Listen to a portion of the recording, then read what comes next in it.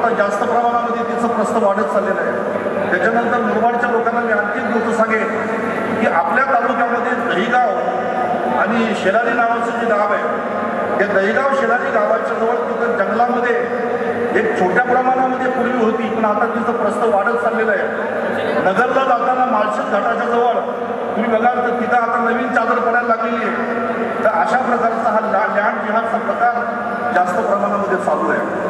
आता राहिला लव जिहाद, एखादा असतो समीर, तो म्हणतो समीर हाताला लाल दोरा बांधणार, कपाळाला लाल टिळा लावणार, 2-4 शब्द मराठी शिकणार, कॉलेजच्या समोर उभं राहणार, आपल्या पोरीला प्रेमाच्या जाळ्यामध्ये फसवणार, त्या पोरीला अनभागा देणार आणि ती मुलगी जेव्हा त्याच्या प्रेमामध्ये फसते, त्याच्याशी लग्न करते, लग्न केल्यानंतर तिच्यावरती अन्याय सुरू होतो। जे आपल्याला एक गोष्ट सांगेन की कदाचित तुमच्या निदर्शनात आलं नसेल, पण आपल्याच या मुंबईमधली सोनम शुक्ला नावाची मुलगी, जिचं नाव सोनम शुक्ला, ही 12वीतली मुलगी, आणि या 12वीतल्या मुलीची किती क्रूर हत्या केली आणि तिचं प्रेम मालाडच्या समुद्रामध्ये एका पोट्यात भरून कसं फेकून दिलं, ही घटना काही जास्त जुनी नाही, 2 वर्षांची घटना आहे। त्याच्यानंतर उर्मी वैष्णव नावाची मुलगी, या मुलीला कशा प्रकारे मारलं, तिला कशा प्रकारे फास घेण्यासाठी प्रवृत्त केला, आणि म्हणून आपल्या मुलीला प्रेमाच्या जाळ्यामध्ये फसवून आपल्या मुली आज परदेशामध्ये विकल्या जातात, जमिनीमध्ये गाडल्या जातात,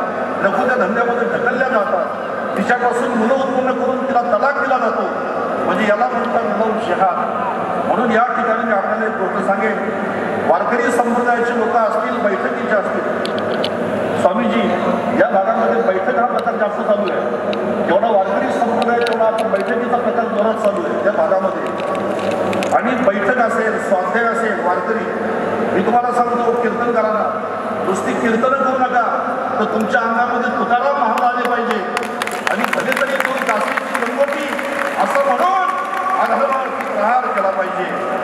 दुसरी गोष्ट, बैठकीला जाणाऱ्या माणसाला माझी विनंती आहे, तुमच्या अंगामध्ये समर्थ रामदास आले पाहिजे आणि छत्रपती शिवाजी महाराजांच्या सारखं धर्मकार्य रामदास स्वामींनी केलं त्यांच्या बरोबर, तसं तुम्ही या धर्मकार्यामध्ये सक्रिय झाले पाहिजे। स्वाध्याय परिवाराचे लोक असतील, तुमच्या अंगामध्ये भगवान कृष्ण आला पाहिजे आणि भगवान कृष्ण आल्यानंतर तुम्ही म्हटलं पाहिजे स्वधर्म निधनम श्रेय आणि परधर्म भयावह। काय होतं नेमकं, लोक म्हणतात त्यांच्या पुराणामध्ये असं लिहिलंय, त्यांच्या पुराणामध्ये असं लिहिलंय, अन्याय करा, अत्याचार करा, हिंदूंची संपत्ती लुटा, असं त्यांच्या पुराणामध्ये लिहिलंय। पण आपल्या सुद्धा भगवद्गीतेमध्ये काय लिहिलंय हे सुद्धा तुम्ही वाचा ना। अन्यायाला विरोध करता करता तुम्हाला मृत्यू जरी आला तरी तुम्हाला स्वर्गात जागा मिळेल, आणि जिंकलात तर या मृत्यू लोकांमध्ये तुम्ही शांतीचं राज्य निर्माण कराल। आणि म्हणून असे कितीतरी विषय आहेत। राजा भैया, अपन मलंगगढ़ आला होता, मलंगगढ़ में आप आए थे पिछले साल, वो धर्म सभा में हजारों, अभी भी यहाँ पर मलंगगढ़ के बहुत से कार्यकर्ता जो धर्मनिष्ठ है और आप पे प्रेम करने वाले हैं, ऐसे बहुत से कार्यकर्ता यहाँ पर आए हैं यहाँ पर। तो ये मलंगगढ़ का जो विषय है, ये सब अभी का विषय है। मलंगगढ़ मुक्ति के लिए पीछे बैठे हुए लोग दिनेश जी देशमुख जी सामने खड़े देखो, एक बार उनके लिए जोरदार ताली बजाओ। 1985 पासून हा योद्धा या मलंगगडाची लढाई लढतो। लक्षात ठेवा, स्वर्गीय दिघे साहेबांच्या बरोबर, स्वर्गीय धर्मवीर आनंद दिघे साहेबांच्या बरोबर हा योद्धा गेली जवळजवळ 40 वर्षापेक्षा जास्त काळ त्या ठिकाणी काम करतो मलंगगडाच्या पायथ्याशी। दुसरी गोष्ट आता अशी आहे, दुर्गाडी किल्ल्याचा विषय।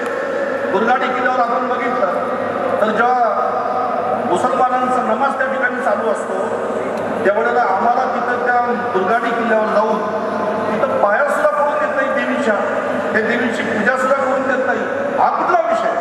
आणि म्हणून दुर्गाडीचा जो विषय त्या आता परवा सोमवारी बकरी ईद आहे, आणि त्या बकरी ईदच्या दिवशी तुम्हाला हा प्रकार बघायला मिळेल। तुम्ही जर त्या दिवशी तिथं गेलात तर एखाद्या धर्माची प्रार्थना चालू आहे, तिथं दुसऱ्या धर्माच्या माणसाला नमस्कार सुद्धा करून देत नाही, हा अन्याय आहे, हा अत्याचार। मानवी सदानंद महाराजांचा आश्रम गेली 50 वर्षे त्या कुंडलेश्वर पर्वतावरती आहे, आपल्या सगळ्यांना माहिती आहे। परंतु त्या ठिकाणी जास्त प्रमाणामध्ये हिंदू धर्माचा प्रचार प्रसार होतो, म्हणून या काही कपट कारस्थानांनी तो आश्रम तिथून हटवण्याचा प्रयत्न केला, पण तरी सुद्धा बाबा तेवढ्याच जोमाने, तेवढ्याच शक्तीने, तेवढ्याच सामर्थ्याने या हिंदू धर्माच्या कार्यामध्ये सक्रिय सहभाग आहेत. त्यानंतर राजश्रीजी बोलणार आहेत. मी थोडक्यामध्ये माझं हे बोलणं या ठिकाणी आवडतो आणि सर्वांना एवढीच विनंती करीन, उठा, जागे व्हा आणि आपल्या डोळ्यासमोर चाललेला हा कुठेतरी अन्याय थांबवा.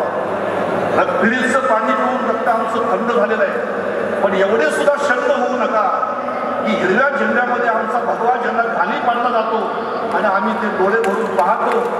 ज्या भगव्यासाठी छत्रपती संभाजी महाराजांनी आपल्या देहाचे खंड खंड केले, असा भगवा हिरव्या झेंड्याखाली खाली पाडला जातो आणि आमचे हिंदू तिथं गप्प राहतात. याच्यापेक्षा दुसरा शंडपणा कोणता आहे? म्हणून मतांसाठी हुजरेगिरी करणारी माणसं आहेत ना, त्यांना सुद्धा माझं सांगणं आहे, तुम्ही सगळ्यात पहिल्यांदा विचार करा की तुम्ही हिंदू आहे, या मातीत तुमचा जन्म झालेला आहे, म्हणून तुम्ही एवढे सुद्धा शंड होऊ नका की पुढे जाऊन हा इतिहास तुमच्या अंगावरती खुंकेल म्हणून. जय श्रीराम.